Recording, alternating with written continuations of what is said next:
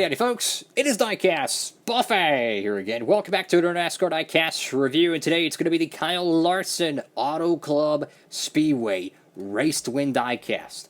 Oh boy, this is going to be fun. Check out this amazing next-gen HendrickCars.com paint scheme. It's got day glow on the splitter, it's got confetti. Oh, this is going to be a fun review, so if you can, give it a thumbs up, and let's go and dive into it.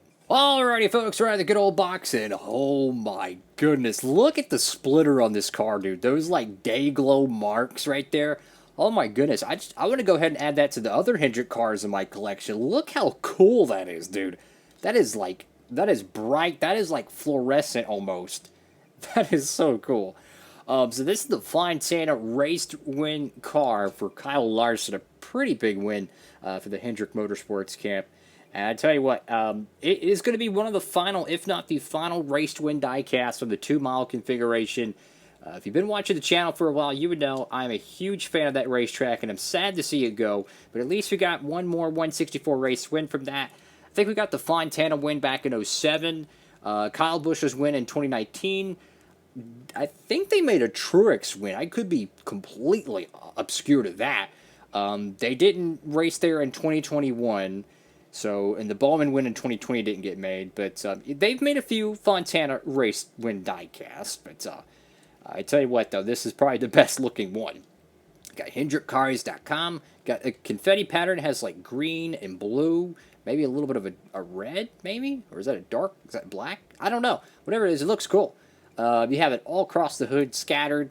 Go to the front of the car here, get the number 5, got your kind of some dirt and some grime, which looks so good. Got a little pieces of confetti on the giant splitter. My favorite part of this whole car, though, is not the confetti. It is the splitter accents, which, my goodness, that looks so cool. Like, you could totally do that. If you wanted to customize one of your cars like that, you take some light paint, you take some fluorescent paint or a fluorescent marker, bam, there you go. You can customize your 124s, your 164s pretty easily with that. And to me, it looks fantastic. You can see this car has silver paint on the wheels, which is nice. That's actually a pretty easy fix. But this paint scheme, man, it just looks so good. Just the proportions of the HendrickCars.com, the way the number 5's kind of sunk a little bit lower, it just looks mean. I mean, this car, I love the race wins because all the details, the logos are exactly to scale. They're not basing it off of a random template in January, and then they change it 2 weeks later for the car in Daytona. No, this is based exactly what was ran at Fontana, and it's just incredible. I love these race wins. Got Kyle Larson, Akron's Exalted, Cincinnati Industries. Got a screwed up B post. What is that? Simeon's Air, Valvoline, American Ethanol. I got a little piece of confetti, I think, or something where the ethanol ring would be. Hiring technicians, HendrickCars.com. Number 5, Goodyear Cup Series. Beautiful. You got a little bit of some wear, some grime there. Go to the back end of the car. Of course, this diecast is from our friends at B Diecast. You can get it there too if it's still in stock, or pre-order the other Hendrick Motorsports race win cars with the code Diecastbuffet, and you can save 5 on shipping. At the back end of the car, guys, there's a little marking here, and I don't know if that's like just a, like a marking they put on the car maybe for qualifying photos or practice photos. I think that's actually a piece of confetti. Looks pretty interesting, though. The blue on this car, it looks just a little bit different than the normal blue on the next-gen car. Maybe it's just me, but around the edges it's a little bit brighter. So that kind of makes me wonder, did they change the paint code, or is it just, am I tripping? Valvoline there is the one, number 5. Go to the right side of the diecast. Oh, look at this. You got some tire markings on the right side. Check this out. Look at that. That is awesome. I mean, that panel right there is worth the 164. Let alone the confetti. Let alone the splitter accents. You even got the jack post arrow. That is awesome. That is freaking awesome, man. So the whole fender's crinkled up.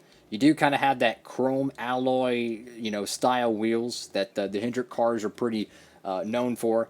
I do believe Larson's primary paint scheme of this, the normal, clean, non-raced version, has black wheels. So it kind of makes me wonder if you paint or you swap out those wheels with this style one, how would that look?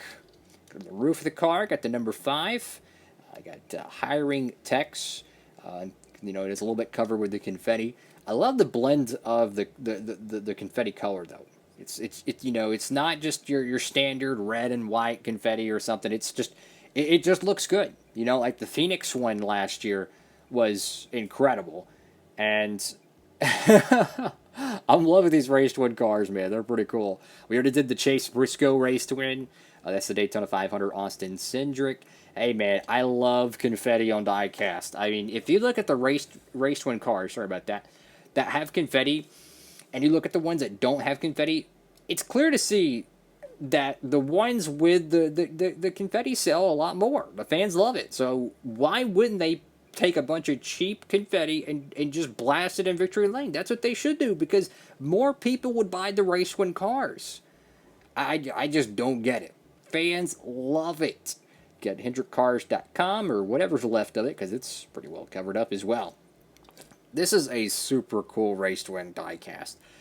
Could I see this in the Authentics line? To tell you the truth, guys, I have no idea. If it was a normal year, let's say it was just, I don't know, 2019, and there was no massive logistic issues with Wave, whatever we're on, I would say absolutely slam dunk. Larson's first win of the season, defending Cup champion. He's like the second most popular driver in the sport. He's probably going to be a Hall of Famer someday. If he's not, he should be. Yes, but with us having a like ridiculous backup on the waves, in October they're still on wave 3, trying to get wave 4 in stock.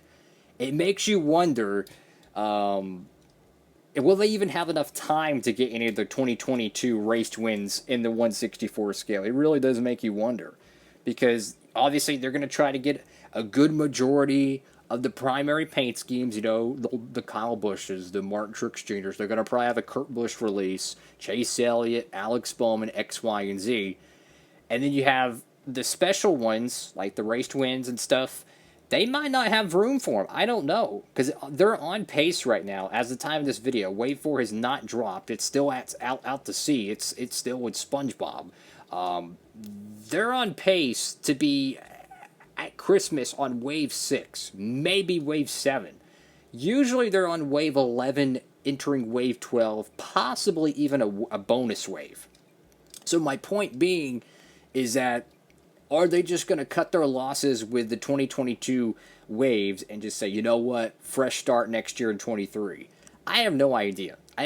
So it's an interesting discussion. You know, you don't know what they're going to do. They did trim down, what was it, 2021 or 2020? They trimmed down one of those waves a couple, or that year release, they trimmed it down a couple waves to meet the logistical oopsie-doos, if you will. That could be the case. We don't know. Time will tell. But at the time of this video, I have no idea. So that's going to be fun to look back on. But anyways, thank y'all so much for watching, guys. The channel would be nothing without y'all. Got to get this Larson diecast. It's so cool, dude. If you went to the race, even if you're not a Larson fan, I would still pick it up, because Fontana, it's going to be sad to see that track go, because personally, they got so many good short tracks out there. Why build another one? I mean, think about it. You have Rockingham that's apparently getting a repave. You have North Wilkesboro that's going to host the All-Star race, which is pretty much a glorified test to see if it can hold a 400-mile Cup race again. That's 2 short tracks right there, right? I guarantee you there's probably a handful of more short tracks that are one good investment away from being a Cup racing day. So my point being, building a brand new one and bulldozing one of the greatest 2-mile tracks in the world is really, really stupid in my honest opinion. But that's all for now. Have a great one, everybody. Diecastbuffet, signing off.